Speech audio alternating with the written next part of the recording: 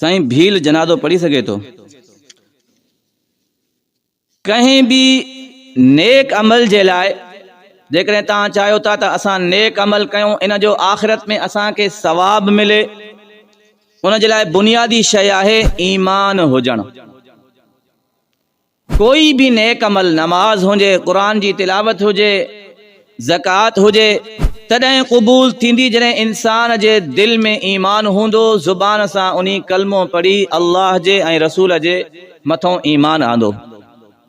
त उन जी नमाज भी क़बूल आहे। त जेको गैर मुस्लिम आहे, भील आहे या केर भी आहे, त उहो जेकॾहिं नमाज़ जनाज़ा पढ़े थो त उन जनाज़े जो उनखे सवाब न मिलंदो, छो त उहो मुस्लमान ही न आहे, उन कलमो न पढ़ियो आहे।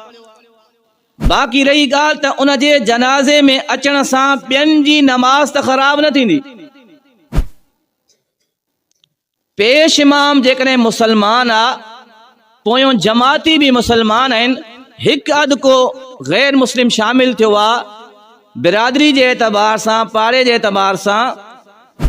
त उन जी शिरकत सां नमाज़ जनाज़ा ख़राब न थींदी ऐं जंहिंजी भर में बीहंदो त भर वारे जी भी नमाज ख़राब न थींदी। इन नीयत सां उनखे अचण ॾियो, पाण सां गॾु नमाज़ जनाज़ा में शरीक कयो त शायद दीनी मामलात ॾिसी करे उन जे दिल में भी ईमान जो जज़्बो पैदा थिए। इन्ही जज्बे ऐं इन्ही नीयत सां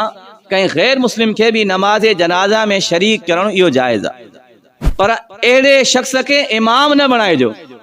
पोइ त कंहिंजी भी नमाज न थींदी।